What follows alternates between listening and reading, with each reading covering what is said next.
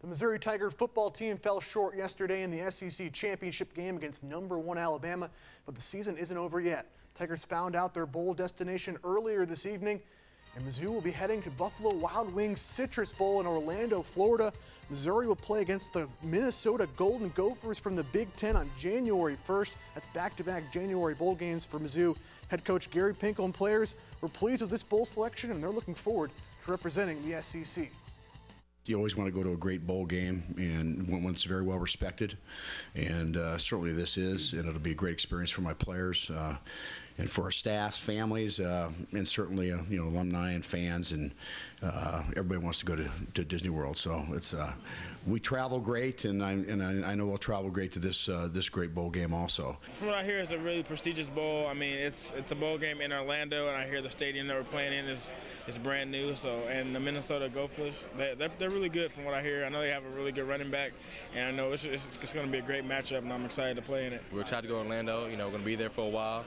I know a lot of the guys we've already started texting about what we're going to do and stuff like that. And so, we're really excited, but we're also ready to play a football game and win. It's exciting to go into a bowl game and participate and have fun with your family down there, and through Christmas, through New Year's, and hang out in Orlando and catch some sun.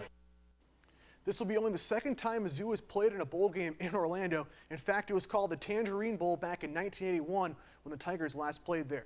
And as Mizzou moves on to their bowl game, we take a look back at Mizzou's tough loss yesterday in Atlanta. Our own Rod Smith and Tony Mullen have more from the Georgia Dome. Thanks a lot, TJ. It was a disappointing loss for the Missouri Tigers yesterday, but it was a great win for Alabama, a great team. And Tony, it all started bad. Alabama got the ball first, ran down the field, and the defense was non-existent for Missouri that first drive. Yeah, Alabama just made it look very easy, and then after that, the Tiger offense really didn't go anywhere. Only one first down in the first quarter. Tigers went to the locker room at halftime with only 3 points. Showed signs of life late, but you can't expect to score 3.5 points against a team as good as Alabama and win a football game. I think Alabama had 15 first downs in that first half. Missouri only had 4. They did not move the ball, but they came out in the second half, Tony, and this was a much better effort. Jimmy Hunt, probably the best game of his career, really did well, and Mock threw it long to him 3 times, big receptions there. And you had the idea that Missouri was playing well, and they might make that second half charge like they have before. They had momentum going. You're within a score of the #1 team in the country late in the third quarter. Yeah, they scored on 2 straight possessions, kept Alabama off the board the entire third quarter. You had to feel good if you're a Missouri fan. There was a real chance that this team could come back. But then the fourth quarter hit, and it was all over from there. That was a 42-13 loss. We talked to some of the players after the game. Bud Sasser mentioned that this is not the end. They still got one more to go.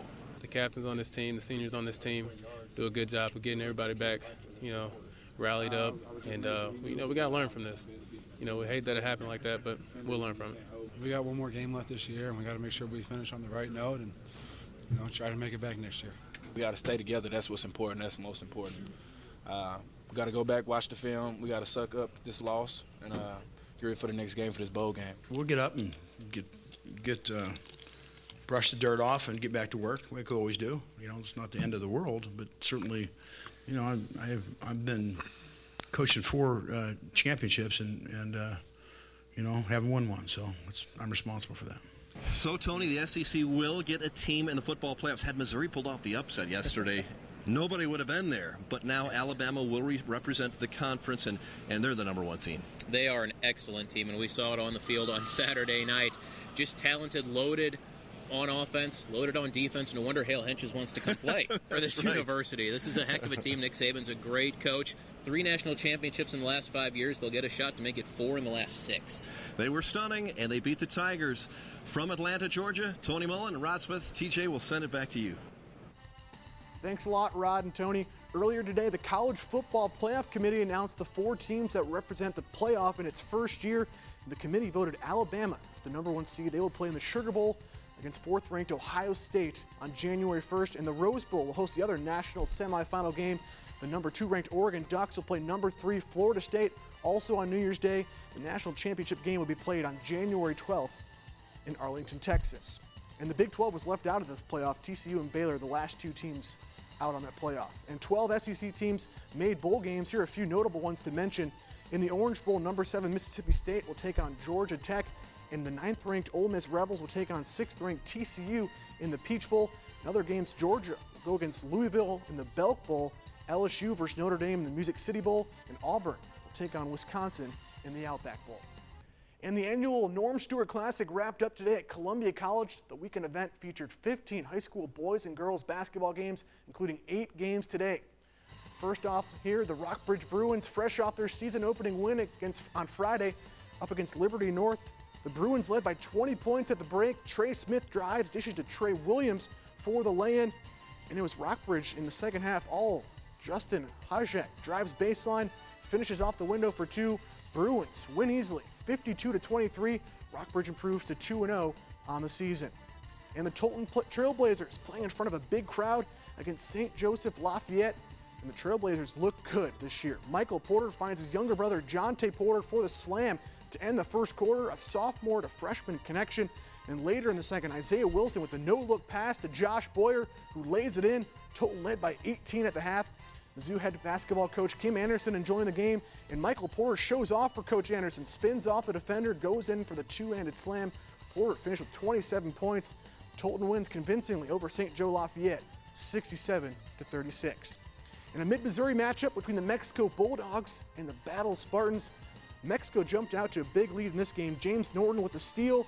He then goes in for the layup and the foul. Bulldogs led by 15 at the break. But Battle would fight back in the fourth. Jadante Sutton goes in for an and one himself. Spartans would cut the lead to 4 points midway through the fourth, but Mexico pulls away late. Cole Yaramil drains the three-pointer. Bulldogs go on to win this one 65-52. And another boys score from the Norm Stewart Classic to mention, the California Pintos wrap up the Norm Stewart Classic with a 53-42 win over Warrensburg. The Pintos are now 1-0 on the season. And 3 girls games as well playing in the Norm Stewart Classic. The Jefferson City Jays with new head coach Christy Douglas Wiley up against St. Joe Academy. Megan Foster got the scoring going, sinks the triple from the wing. Foster with 19 points in the game. And then Foster drives and finds Sydney McMillan for a three-pointer of her own. The Lady Jays get a good win over the Angels of St. Joe Academy by a score of 52-42. In the battle, Lady Spartans taking on Blue Springs. The Lady Spartans jumped out to a quick 7-2 lead in this game. Cheyenne Weaver sinks the 3-ball off the out-of-bounds play. Then it was battle led by 4 at the half, and they would extend that lead in the third quarter. Good passing leads to a Maya Mouton jumper. Battle wins over Blue Springs 50-41. And lastly, the Lady Trailblazers from Tolton playing Troy. Hope Wright helped put the Lady Trailblazers up after one quarter, draining the three-pointer from the wing. Tolton trailed 1 at the half, though. And in the second half, the bank was open on Sunday for Lydia Hale, knocking down the jump shot, but Tolton couldn't come back in the second half. Troy wins 39-36.